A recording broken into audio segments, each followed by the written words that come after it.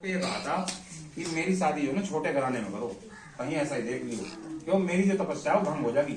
मैं राजा महाराजाओं में भी रह जाऊंगी, मेरी तपस्या भंग हो जाएगी पिछले जन्म की। इसलिए उसने सत्यवान से शादी करी थी।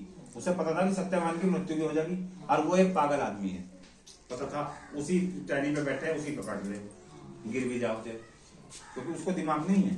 फिर भी उसने राजा घराने में होने के बाद भी उससे सत्यवान से शादी क्यों करी, बताओ। अब आप धार्मिक चीजें आती थी पहले, अब क्या है, हर आदमी में मोबाइल है, महाराज सारे बेवकूफ बन लोग। पहले में आते थे सब दिखाने के लिए, उन्हें मालूम नहीं था, मैं दिखाते थे उसको, लेकिन समझ नहीं थी उनको बेचारों। तो वो क्या थी, उसके पास इतनी सत्ता थी कि उसने अपने पति के प्राणों को यमराज से भी वापस ले लिया था, ठीक है ना। तो आज भी स्त्री ऐसी है, ऐसा नहीं है। अगर वो चाहे तो शराब छुटा सकती है, शराब छुटाने का बहुत आसान तरीका है। ये जो माता जी की तस्वीर हम दे रहे हैं आज, इसके सामने एक लोटे में पानी रख लो पीने का, घर पे कपड़े से ढक दो, उस पानी को आप बीमार आदमी को पिलाओ, कुछ नहीं डालना, घर में छिड़क दे। यदि गंदी चीज है, आपको गंदी चीज के लिए जाना पड़ेगा। और शराबी वाले आदमी को वो पानी पिलाओ और रख दो उसमें, आप 15-20 दिन पिला के देखो शराब बंद।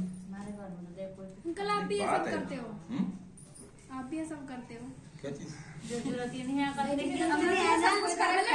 किया होगा आपने कभी, मतलब ट्राई तो किया होगा आपने कभी? हमने ट्राई करा है, तो बताया ऐसे तोड़ना पड़ता पानी का पानी का बता रहे आप माता जी के सामने लोटा हाँ रखा हाँ है।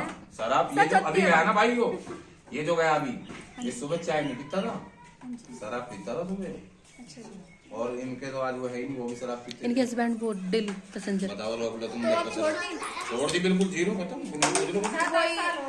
बंद कर जो इन्होंने बोला लोटे में पानी रखना। हाँ उसी से छोड़, उसी से बंद कर। आपकी सुनेंगे ना, अभी उनके हाथों पर वो आई, अगर आप खुदा से में आपका मिलन हो जा रहा, आप उन्हें कहोगे तो आप सुनेंगे नहीं। वो आज के बाद वो सुनेंगे, क्योंकि आपका आत्म साक्षात्कार हुआ।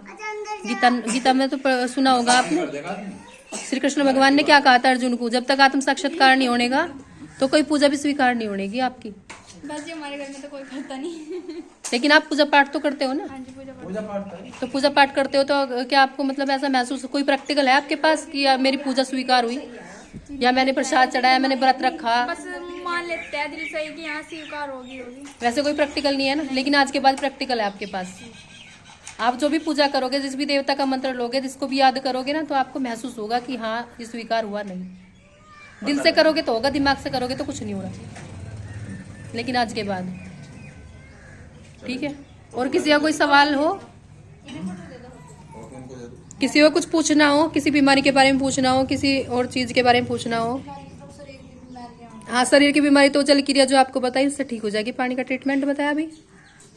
और आप जिस भी देवी देवता को मानते हैं उसका पता होना चाहिए आपके शरीर के अंदर कहाँ है, फिर आप उसका मंत्र भी ले सकते हो, उससे प्रार्थना भी कर सकते हो। जब तक पता नहीं होने का तो क्या करोगे, कुछ भी नहीं। और यही प्रैक्टिकल है, जो आपको महसूस हुआ ना, ये धीरे धीरे बढ़ जाएगा। जब आप डेली करोगे तो बढ़ जाएगा। ऐसा जरूरी नहीं है फोटो ही लोगे, बिना फोटो के भी करोगे, क्योंकि घट घट में है, कण कण में।